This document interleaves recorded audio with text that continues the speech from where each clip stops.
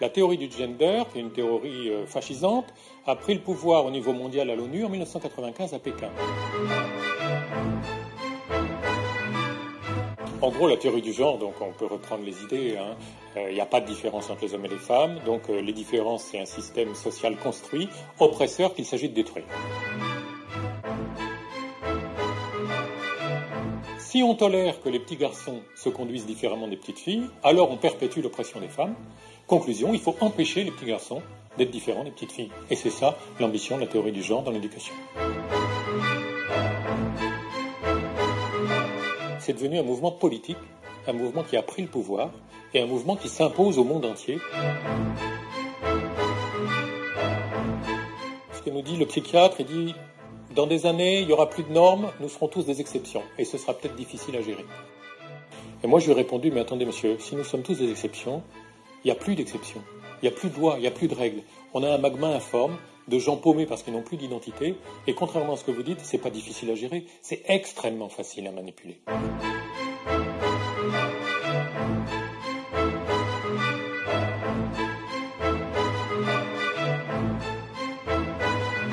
Définir, c'est une démarche de rigueur. Or, la rigueur, comme on m'a rétorqué une fois à l'université, c'est un truc d'homme hétérosexuel blanc du XVIIIe siècle.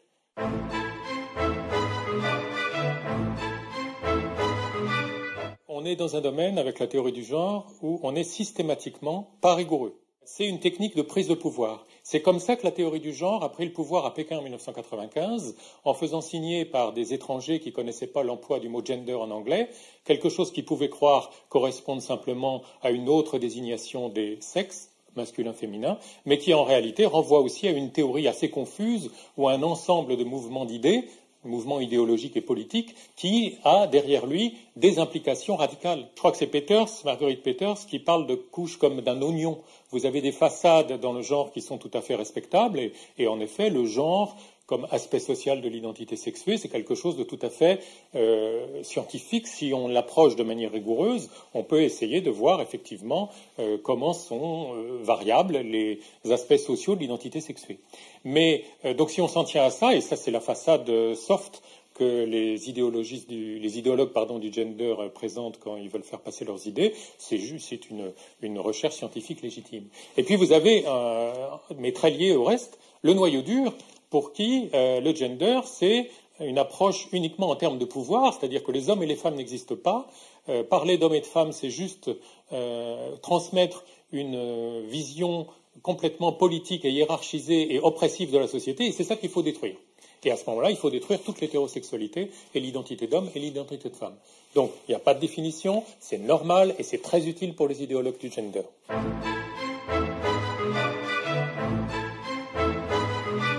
C'est en fait George Orwell. George Orwell, il n'avait, en écrivant 1984, finalement que 11 ans d'avance. La théorie du gender, qui est une théorie fascisante, a pris le pouvoir au niveau mondial à l'ONU en 1995 à Pékin. George Orwell n'avait que 11 ans d'avance. Et en disant il n'y a pas d'homme, il n'y a pas de femme, on est vraiment dans la guerre, c'est la paix, on est vraiment dans la redéfinition des mots, qui est pas seulement un trait du genre, on trouve ça déjà un petit peu dans les idéologies de libération, mais c'est une stratégie générale qui est utile pour noyer l'esprit. Depuis des décennies, on substitue au raisonnement et à l'intellect des fonctionnements par émotion et par image, notamment grâce à la publicité. Et donc le brouillage des mots fait partie de cette dégradation, en partie voulue et délibérée, de la réflexion intellectuelle.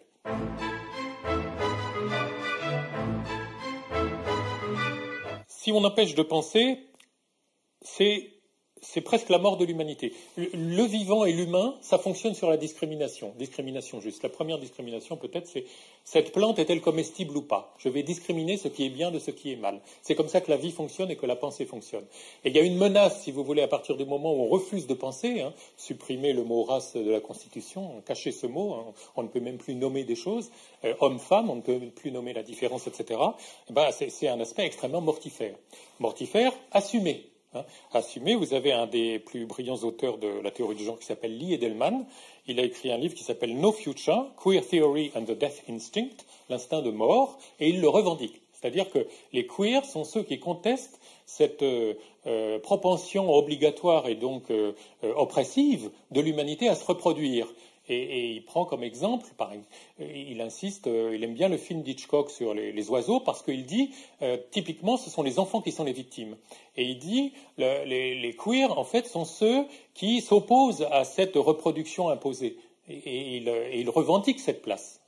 Et donc, voilà, donc à partir de cette non-définition, on débouche sur la non-pensée et sur quelque chose qui tue l'humanité, en fin de compte. Et c'est revendiqué, c'est-à-dire que les gens du gender, vous avez des gens brillants, que ce soit, il faut leur reconnaître. Après, on verra pourquoi, en quoi ça déconne, mais c'est pas eux qui sont les plus dangereux, c'est ceux qui les récupèrent. Il y a toujours deux couches dans l'idéologie. Il y a ceux qui y croient et les cyniques qui manipulent les idéologies. Eh bien, ils sont brillants et ils assument ce qu'ils disent. Donc, et en particulier Lee Edelman, qui dit parfaitement, mais oui, nous sommes du côté de la pulsion de mort.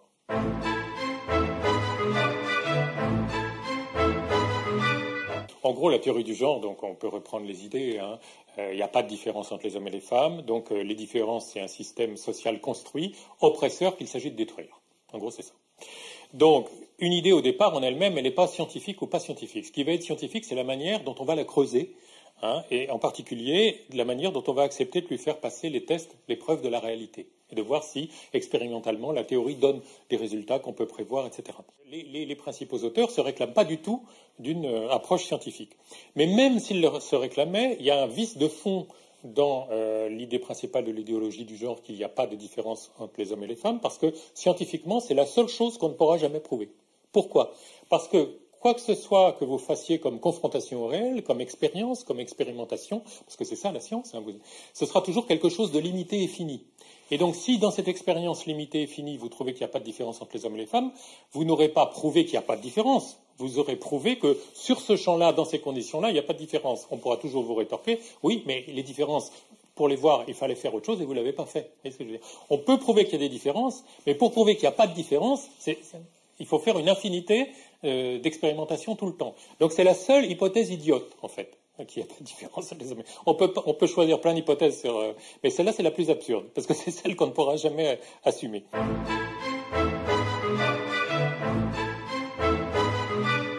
Le féminisme libéral, nous voulons les mêmes droits. Le féminisme auquel moi j'adhère à 100%. Il n'y a aucune raison de dénier des droits, de faire des droits différents entre les hommes et les femmes. Et puis, là, certains ont eu des attentes déçues. Parce que, comme l'explique le journaliste norvégien dans The Norwegian Paradox, si vous donnez les mêmes droits à des gens qui sont différents, qui ont des préférences différentes, comme les hommes et les femmes, au résultat final, vous aurez des divergences importantes. C'est-à-dire que si les femmes préfèrent les études de lettres et de psychologie et les hommes les études d'ingénieurs, la société va se diversifier selon les genres et va décevoir tous ceux qui pensaient qu'ils auraient des femmes partout et surtout au poste de pouvoir. Alors là, soit on accepte la réalité, soit on la refuse et on se réfugie dans l'idéologie, et c'est là qu'intervient le féminisme radical, qui, par analogie avec la conception marxiste des oppresseurs et des opprimés, a dit c'est parce qu'il y a un système peu visible et une idéologie peu visible qui opprime les femmes et qui au bénéfice des hommes. Là, on commence à rentrer dans quelque chose de dangereux. Pourquoi ? Parce que ça suscite la haine. Parce que ça stigmatise, on parle en psychologie de clivage, il y a les bons d'un côté et les méchants de l'autre. Et évidemment, les méchants, tout le monde va se mettre à les détester. Et ça, c'est l'irruption et la domination de ce type de féminisme dans les années 80, mettons. Ça a été la raison de l'émergence de la misandrie, c'est-à-dire du sexisme contre les hommes, des quotas qui empêchent les hommes d'avoir la juste rétribution de leurs efforts, ou de leur goût, ou de leurs compétences, et, par exemple. Et ça donne lieu, et ça c'est important de le dire, à deux énormes mensonges qui dominent aujourd'hui notre société, bien avant l'irruption de la théorie du genre, les mensonges sur les violences conjugales et les mensonges sur les prétendues inégalités salariales.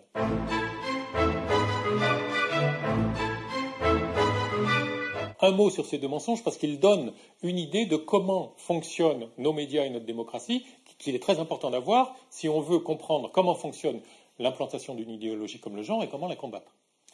Depuis qu'on fait des études sur les violences conjugales, c'est-à-dire les années 70, toutes les études ont toujours trouvé qu'il y a autant, sinon plus, d'hommes battus que de femmes battues. Toutes les études. Il n'y en a pas d'autres. Si on fait une étude sérieuse en interrogeant hommes et femmes, on trouve qu'il y a autant d'hommes battus que de femmes battues, et autant de femmes violentes que d'hommes violents, voire un peu plus.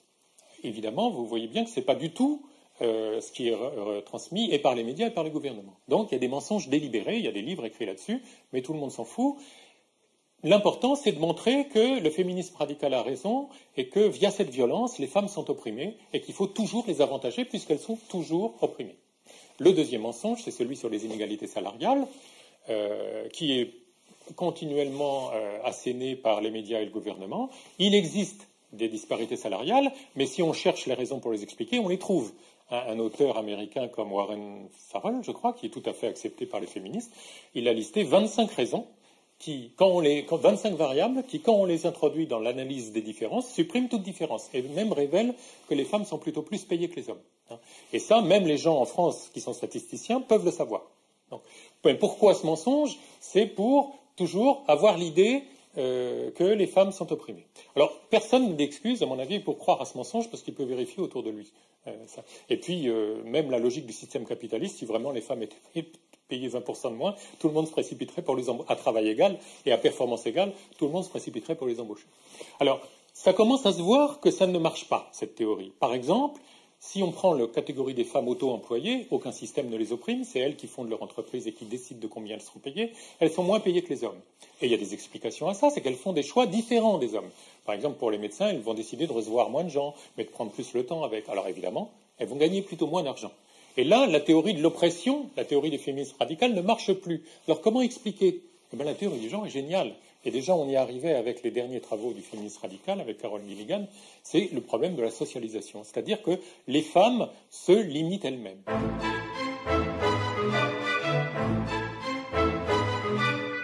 L'éducation conditionne, dès tout petit, les garçons à être dominants et à revendiquer, et les femmes à être soumises et à se déprécier. Et ça va être le gros travail de Carol Gilligan dans les années 90, en faisant des études pas du tout sérieuses sur le plan méthodologique, mais très à la mode sur le plan idéologique, en même temps que les livres de Butler, c'est les mêmes époques, les années 90, Gender Trouble c'est 1990, et les études de Gilligan c'est dans les années 90 aussi. Voilà comment le relais se fait, parce qu'on ne peut plus arguer qu'il y a un système, le mythe du plafond de verre, en fait, quand on regarde de près, ça ne marche pas du tout. Mais en revanche, si on dit que c'est dès le conditionnement, dès la constitution de l'identité que tout s'installe, alors on a une bonne idée. Et ça aboutit à ce que vous trouvez maintenant sur les sites américains d'éducation. Si on tolère que les petits garçons se conduisent différemment des petites filles, alors on perpétue l'oppression des femmes. Conclusion, il faut empêcher les petits garçons d'être différents des petites filles. Et c'est ça l'ambition de la théorie du genre dans l'éducation.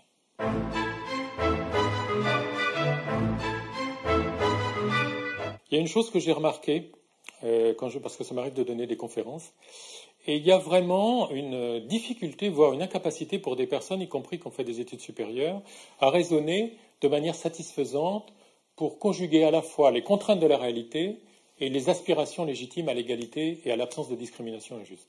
En fait, le raisonnement à tenir à tout moment est relativement simple. Il est de dire que si on prend des groupes, c'est normal qu'on ait des différences statistiques entre les hommes et les femmes, ne serait-ce que de taille, de force, etc., musculaire au niveau des bras, mais ça n'est pas un prétexte justifié pour brimer ou un homme ou une femme en fonction des caractéristiques de son groupe. Et je prends un exemple quand je donne des conférences qui est celui des bûcherons. Il n'y a pas de raison d'interdire à une femme qui a la force, l'agressivité, l'énergie et l'envie d'être bûcheron il n'y a pas de raison de lui interdire d'être bûcheron, mais en revanche, il ne faut pas s'étonner s'il y a plus de bûcherons hommes que de femmes, parce qu'en principe, au niveau du corps, dans la force des bras et les muscles, les hommes sont plus costauds et puis ils ont peut-être plus de plaisir à le faire. Eh bien, ce raisonnement, si tout le monde le tenait, il suffirait à résoudre tous les problèmes de discrimination, parce qu'on accepterait à la fois les différences générales, quelles qu'elles soient, évidemment qui sont toujours bonnes ou mauvaises pour les uns et les autres, ça dépend de quel côté on se place, et puis on serait toujours en train de traiter avec équité les personnes qu'on a devant soi en fonction de leur réalité. Et il peut y avoir des hommes féminins, des femmes masculines, etc. Mais ça, je me rends compte quand je donne des conférences que bien des gens ne sont plus capables de ce raisonnement.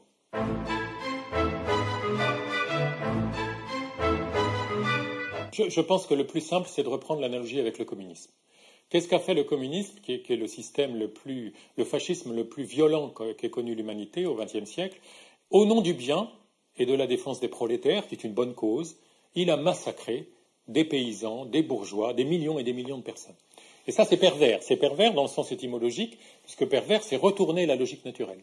Le communisme était censé faire le bien et il a fait le mal. D'accord ?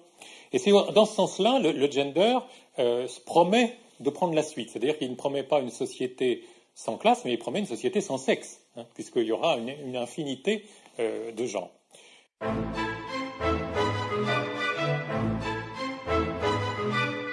On est dans la pathologie du narcissisme. Simone de Beauvoir, on ne naît pas femme, on le devient. Au départ, c'est une intention libératrice quand elle l'écrit dans le deuxième siècle, en 1949 ou 1950. Seulement, quelques temps plus tard, une féministe, Betty Friedan, lui dit « Mais vous savez, il y aura toujours des femmes qui voudront être mères et privilégieront ça au travail. » Et Simone de Beauvoir lui répond, du moins c'est ce qui est écrit dans les livres de Somers, ben dans ce cas, il faudra le leur interdire. Donc je libère les gens, mais je ne tolère pas qu'ils aient un avis différent du mien. Donc ça, c'est du narcissisme. Hein. Je réorganise le monde, et les gens qui ont une dynamique narcissique sont souvent des révolutionnaires, des leaders, et en ce sens-là, ils peuvent être bénéfiques, mais il y a une dérive possible, c'est-à-dire je libère le monde uniquement dans le sens de mon idéal, il n'est pas question que je tolère que l'autre ait aussi son avis. Dans le genre, c'est ça qui se passe.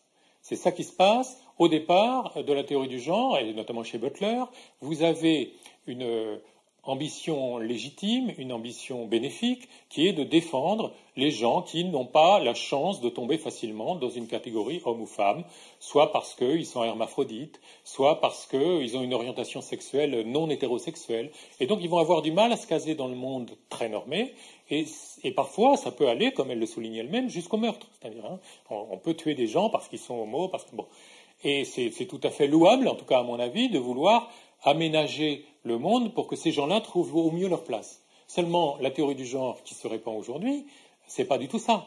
La théorie du genre qui se répand aujourd'hui, c'est de dire, pour que ces gens trouvent leur place, il faut détruire la structure psychique de tous les gens qui trouvaient naturellement leur place en hommes et femmes et en hétérosexuels. Et là, c'est pervers. C'est-à-dire que vous voyez bien qu'à nouveau, au nom de la libération d'une petite quantité de gens, mais ça vaut toujours le coup de s'occuper des gens, même s'ils ne sont pas nombreux, on va opprimer la majorité, et comme dans le communisme, il y a un retournement pervers.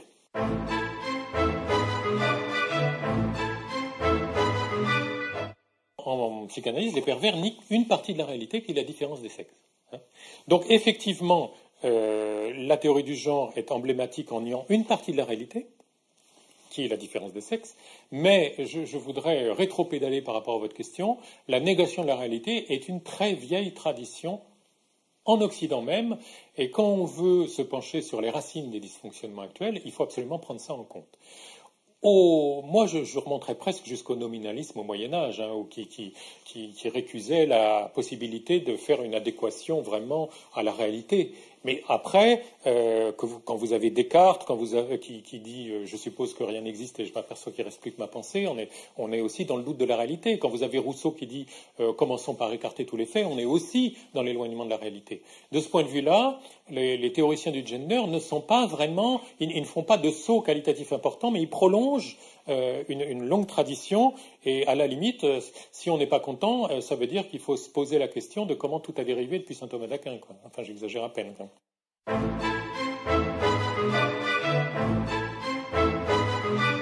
Quand on parle de toute puissance narcissique, moi, en tant que psychologue, c'est là que je place la racine du mal, si vous voulez. Et on parlait de nier la réalité. Le narcissique, il est à cheval entre ses rêves et la réalité.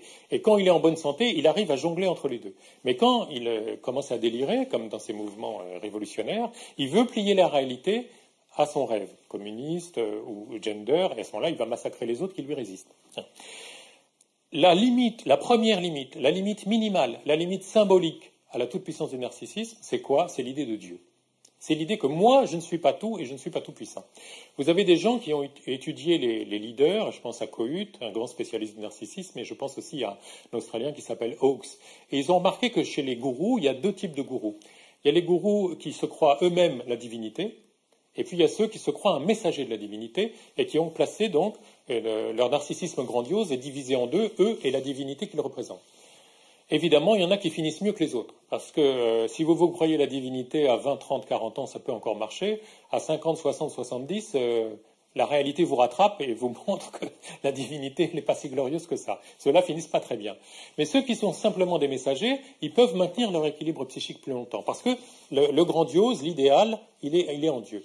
Et moi, je crois que vraiment, si on veut lutter contre ces délires qui arrivent régulièrement à l'humanité, il faut se pencher sur le lien avec la croyance en Dieu. Les deux grands fascismes qui ont massacré des millions de gens au XXe siècle sont des idéologies athées, que ce soit le communisme ou le nazisme. Et je crois que, comme on dit, la crainte de Dieu, c'est le début de la sagesse. Si je ne suis pas le plus grand, si à ce moment-là, je vais me relier au monde et aux autres différemment.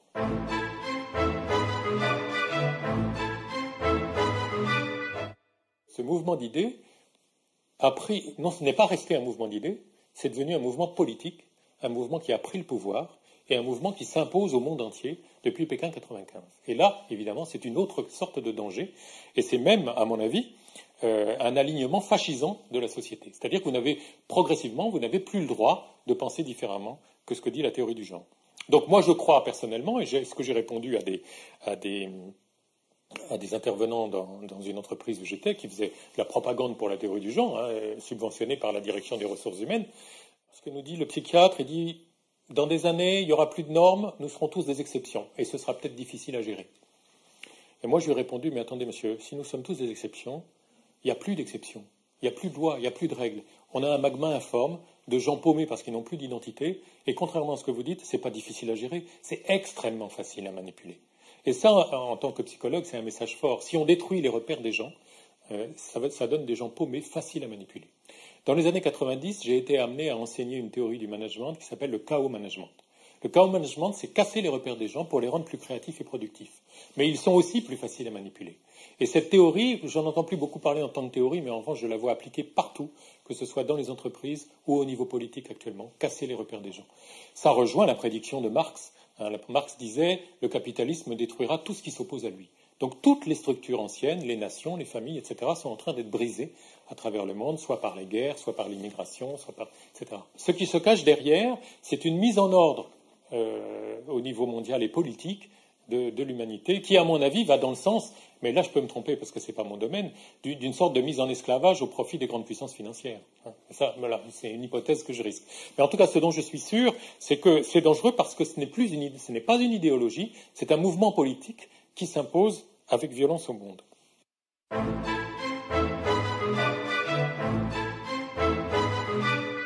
Comment une erreur cognitive, ou ce qui peut apparaître à certains ou à certaines comme un gentil délire, si on veut le forcer avec violence sur la réalité, ça donne des résultats terribles. C'est l'affaire Jandré Botta en Afrique du Sud. C'est cette affaire où vous avez deux lesbiennes, il y en a une qui a un petit garçon, et sa compagne veut que le petit garçon l'appelle papa. Ce qui est parfaitement conforme à la théorie du genre. Le genre, c'est une question de ce rôle social construit. Je ne vois pas pourquoi le petit garçon, même si je suis une femme, ne m'appellerait pas papa. Il a refusé, il a été torturé à mort. Voilà ce qui se passe quand les délires sont imposés par la violence au réel. Et ça donne des massacres, comme on a connu au XXe siècle. Donc, ce n'est pas une théorie. C'est vrai que penser est toujours dangereux, mais ce qui se passe, ce n'est pas la théorie du genre. Ce qui se passe, c'est l'imposition au niveau mondial de la théorie du genre. Et comme toutes les questions de diversité, de ce que je constate, que ce soit dans les entreprises ou dans les gouvernements, les questions de diversité servent, même si elles ont un bon fond au départ, de cache-sexe à des manœuvres de pouvoir et de domination sociale.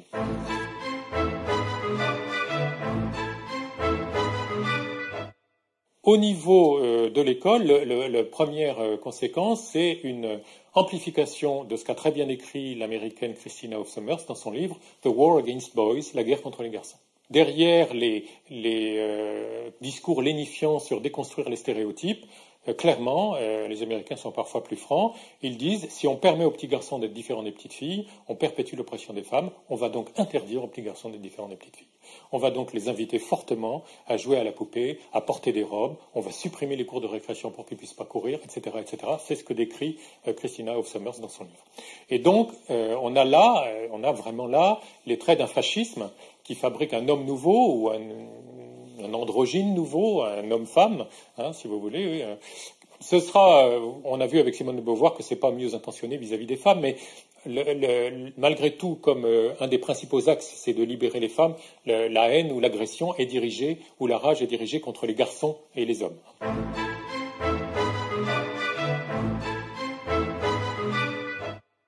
Le but visé, à mon avis, ou l'intérêt, pourquoi cette idéologie rend service, c'est parce qu'elle aboutit à la destruction de la personne. Le sous-titre de Judith Butler, c'est Féminisme et subversion de l'identité. Ce n'est pas subversion de l'identité sexuée, c'est subversion de l'identité tout court. C'est-à-dire que dans cette idéologie postmoderne, la personne, le sujet n'existe pas.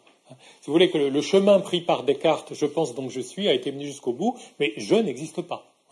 Et donc nous sommes juste un petit noyau de vie manipulé par des rapports de pouvoir qui nous font homme ou femme. C'est ça le gender. Mais que la personne n'existe pas, ça c'est génial pour un État totalitaire. Parce que qu'est-ce qui fait, et ça va en l'encontre de toute la civilisation chrétienne qui est fondée sur la dignité de la personne faite à l'image de Dieu. La personne n'est pas intéressante pour un système capitaliste, que ce soit du point de vue employeur ou consommateur. Et d'ailleurs, vous n'avez plus de direction du personnel, mais une direction des ressources humaines qui s'occupe des compétences des gens. Vous avez des portefeuilles de compétences sur pattes, en gros, ambulants, qu'on va exploiter au mieux. Mais la personne, c'est gênant parce que ça a des besoins, notamment spirituels. De même du côté de la consommation. On ne va pas se soucier de la personne, on va faire du marketing en fonction du fait que vous êtes, je sais pas, moi, musulman, chrétien, juif, ou en fonction de vous êtes mère de famille, père isolé, parent isolé, etc. Et on va créer en vous des actes compulsifs d'achat. C'est ça le but du marketing. Mais il ne se soucie pas de la personne, c'est un encombrement. Donc il faut la bypasser. Et quel meilleur moyen de la bypasser que d'enlever toute structure à l'identité. Et bien sûr, c'est totalitaire, mais c'est bougrement commode si on a en vue un monde organisé uniquement sous le primat de la consommation et du fonctionnement capitaliste.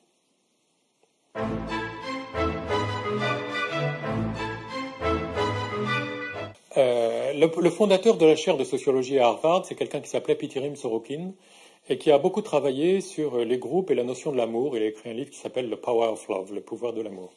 Et il avait remarqué qu'on pouvait glisser assez rapidement de l'amour d'un groupe à la haine des autres groupes. Et ça, bon, pas besoin d'assister. Le nazisme, le communisme, etc., c'est vraiment typiquement ça. L'amour des Allemands, la haine des Juifs. L'amour des prolétaires, la haine des bourgeois et des oppresseurs, etc. Alors, moi, ce qui me semble, c'est que, en réalité, notamment dans une société qui a refusé Dieu, le besoin de sacré de l'homme est tellement fort qu'on va avoir tendance à idéaliser, à sacraliser une partie de l'humain. Et typiquement, à notre époque qui idéalise les victimes, les pauvres victimes d'injustice vont être idéalisées et on va complètement investir ce groupe. Alors ça peut être les femmes, ça peut être les homosexuels, ça peut être ou les hommes, ça dépend des circonstances. Le problème, c'est que s'il n'y a pas un régulateur qui est Dieu au-dessus de tout le monde, à ce moment-là, l'idéalisation d'un groupe va être concomitante de la déshumanisation de notre groupe. Forcément, parce que s'il y a oppresseurs et opprimés, on va porter au nu les opprimés, et puis les oppresseurs, c'est des méchants qui perdent leur statut d'humain et on va les massacrer. Et donc voilà une autre raison pour laquelle c'est important que le narcissisme soit mobilisé au niveau de Dieu. C'est-à-dire c'est Dieu qui est grand. Donc certes, il y a une deuxième notion très importante du christianisme qui permet la régulation, c'est la notion de péché originel, qui fait que le mal est présent en tout le monde, et on ne peut pas utiliser le mécanisme psychologique du clivage en disant les bons d'un côté et les gentils de l'autre. Et c'est aussi en ça que l'éloignement de la religion chrétienne fait qu'on délire de plus en plus, parce qu'on va investir les gentils d'un côté et on va massacrer les autres.